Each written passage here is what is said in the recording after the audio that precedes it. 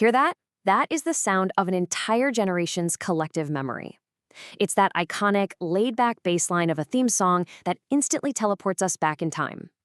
No long-winded introductions, no hand-holding tutorials, just the raw, sensory rush of dropping into a digital world that felt, well, fundamentally alive. Picture this in your mind for a second. It's 2004. You've just hijacked a BMX bike. That hazy, orange, California-inspired sunset is bleeding across a heavy CRT television screen in your living room, and Radio Los Santos is just pumping through the speakers. You aren't just playing a video game anymore. You are actively living in a virtual world. Okay, let's dive into this. Today, in this explainer, we are breaking down the architecture of a masterpiece. We're looking closely at Grand Theft Auto San Andreas and how it literally wrote the blueprint for the modern AAA gaming industry. Chapter 1. A living, breathing world. Now, it's really easy to look back and just talk about the sheer size of the map, right? But scale alone doesn't change an industry. To truly understand the San Andreas effect, we have to look at what they actually stuffed inside that map. To appreciate the leap, we gotta remember what gaming looked like before this. Pre-2004, 3D gaming often meant accepting a pretty boxed-in reality. You had linear levels, strict mission corridors, and of course those dreaded invisible walls. But then San Andreas dropped. Instead of a single constrained city, players stepped out into a seamless, massive three-city state.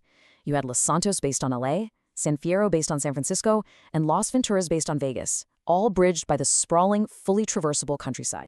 All of these elements combined to make the geography actually hum.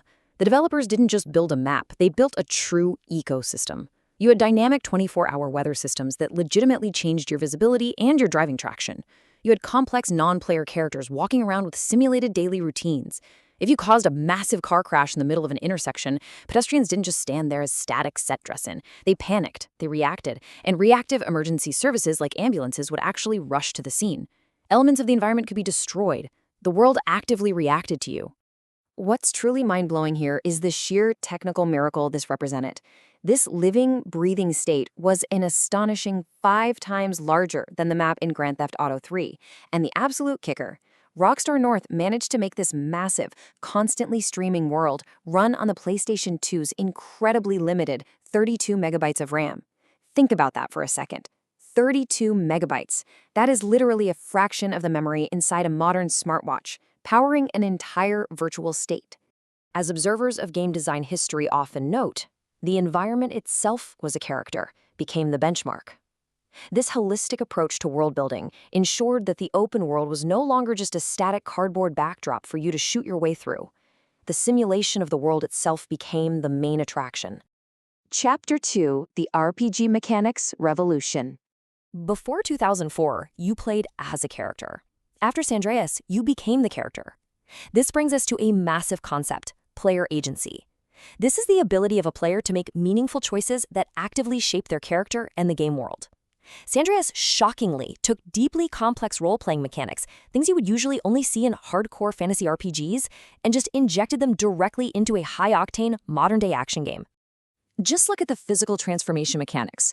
Remember the first time you ate a few too many meals at Cluck and Bell to heal up? Our protagonist, CJ, visibly gained weight right there on the screen. He got slower, his stamina dropped, and to fix it, you couldn't just drink some magic potion. You literally had to jog him down to the local gym, hit the treadmill, and lift weights to build muscle and get ripped again. This level of deep customization was completely revolutionary. Managing your hunger, buying a specific clothes, getting tattoos, styling your hair, these weren't just cheap cosmetic gimmicks. They forced us to actively care for CJ, creating this profound psychological bond between the player and the protagonist. And this design philosophy? It's now the absolute gold standard in modern masterpieces like Red Dead Redemption 2. Chapter 3. Emergent Gameplay and Freedom. The true magic of an open world isn't what the developers script for you, is it? It's what happens when they look away. And this brings us to a foundational concept of modern gaming, emergent gameplay. This refers to the complex, unscripted, and entirely organic situations that just sort of arise when simple game mechanics bump into each other. By ditching strict linear mission tracks, San Andreas allowed its physics engine and its highly reactive AI to create totally unique, chaotic moments for every single player. My playthrough looked entirely different from yours. This organic chaos translated into total, unprecedented player freedom. Players could completely abandon the main story for dozens of hours just to exist in the sandbox. You could hijack a fire truck or a police cruiser and instantly trigger dynamic vigilante side quests. You could spark unscripted gang warfare to take over neighborhood territories. Or hey, you could just steal a military hydrojet and fly it dangerously close to the misty peak of Mount Chiliad. As industry veterans pointed out at the time, that freedom of being able to do whatever you want was really fully realized, unlike any game before. San Andreas didn't punish you for getting distracted. It actively rewarded your curiosity. It prioritized random player-driven chaos over strict narrative progress, and we absolutely loved it. Chapter 4: The Modern AAA Blueprint. Look closely at the biggest games of the last decade, and I promise you, you will find the ghosts of San Andreas lurking in their code. We can draw a direct, undeniable line from 2004's innovations to today's billion-dollar blockbusters. Those dynamic NPC schedules that blew our minds in Los Santos, they are the direct ancestors of the simulated crowds in Cyberpunk 2077. The seamless, boundary-free map traversal eventually evolved into the total freedom of Breath of the Wild, and that brilliant action RPG integration, well, that is the beating heart of Red Dead Redemption 2. We can clearly see how this foundation was built right across Rockstar's own historical timeline. Back in 2001, GTA 3 broke the mold by introducing the 3D open world. But in 2004, San Andreas took that 3D box and turned it into a living, breathing state.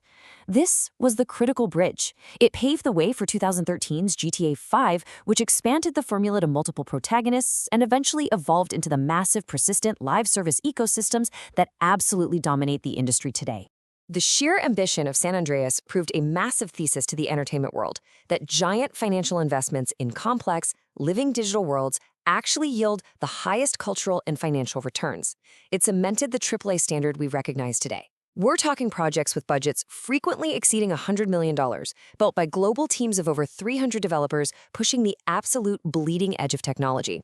Which leaves us looking toward the horizon. San Andreas didn't just raise the bar, it built the entire scaffolding that modern open-world gaming rests upon. From living environments to deep player agency and emergent chaos, we are quite literally still playing in the sandbox they built back in 2004. So I'm going to leave you with this to chew on.